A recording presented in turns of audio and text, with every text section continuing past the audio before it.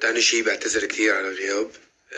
تالت شي، بعتذر اني عم بحكي بهذا الموضوع بوقت ما بيحق لي احكي بالفن، بوقت ناس عم بيرحلها شهداء وعم بيرحلها جرحى،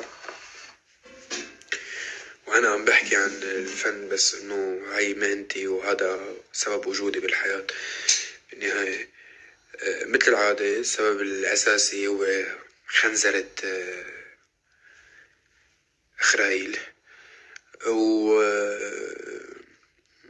ما بعتقد انه المشاريع الفنية اللي كنت عم بشتغل عنها قريبة بقى.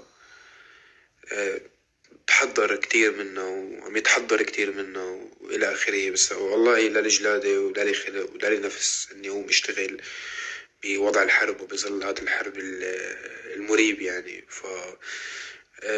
وبعرف إنه هذا ألبومي الأول وبعرف قد شي مهم بحياتي، بس تعودت كنت عم جرب أقوله من كل محصلة إنه ما بعرف ليه كسوري أنا كل حياتي متأثر بالأمور الإقليمية. بس مؤخرا فهمت ليه أنا دائما بدي ينضرب أي شي مشاريع بحياتي وجيلنا بده يتعزى من كل اللي عم بصير. فهمت إنه في دولة عاهرة مصرة تدمرنا وتدمر الجيل الجديد وتدمر الجيل اللي قبلنا، يعني دولة كل التقييمات بتدل والتصنيفات بتدل على إنه هي دولة عاهرة.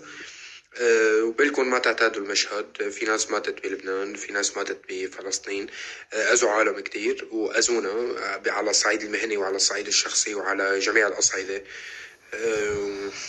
خلينا نحس بأكتر بالناس، أكتر بالأذى، أكتر شي يعني حرب. مش ريد على انستغرام هذا اللي عم بصير، مش شي عم نقلب ونتفرج وخلص ونتسلى. هذا شي أكبر من هيك بكتير. بحبكم كتير وبعتذر على الغياب ويقبرني ربكم. وفي شيء أخير كان بس حابالي أقوله. بعرف طولت عليكم، أنا بعتذر كتير، بس في كتير ناس هلأ لجأت ونزحت من بيوتها وأنا قادر أحس فيهم يمكن زيادة عن اللزوم، لأنه عشت أكتر من نص حياتي لاجئ ونازح.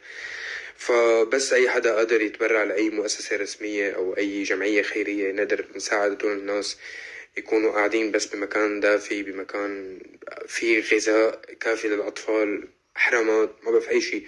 دام أنت مستور ببيتك وبراتك مليان وقادر تساعد، ما تبخل على هدول العالم بأنك تقدم أي شيء قادر تساعدهم فيه. الغياب. تالت شي، بعتذر إني عم بحكي بهذا الموضوع بوقت ما بيحق لي أحكي بالفن، بوقت ناس عم بيرحلها شهداء وعم بيرحلها جرحى، وأنا عم بحكي عن الفن بس إنه هاي مهنتي وهذا سبب وجودي بالحياة بالنهاية. مثل العادة السبب الأساسي هو